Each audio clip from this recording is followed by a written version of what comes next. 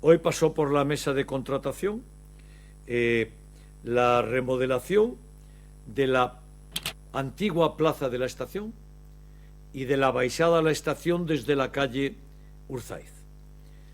Pasó la forma de renovar redes, de renovar canalizaciones, mobiliario urbano, nuevas aceras, nueva plaza, recolocar un transformador que había allí, nueva pavimentación, mobiliarios, protección y el establecimiento y colocar la vieja fachada de la antigua estación, colocarla de la antigua, la que se hizo a mitad del siglo XX, ¿verdad?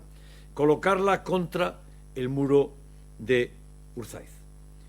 Bueno, esta es una nueva obra del ayuntamiento para seguir recuperando un espacio.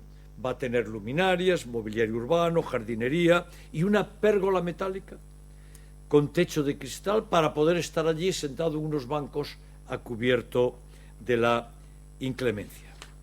El coste de esta obra es de 1.879.000 euros, pagado íntegramente por el Ayuntamiento de Vigo.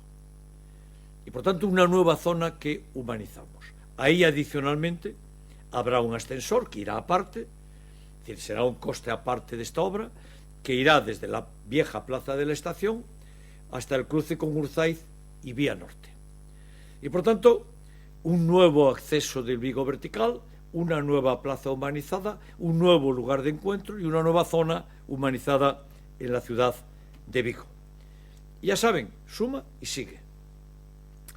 Hoy a las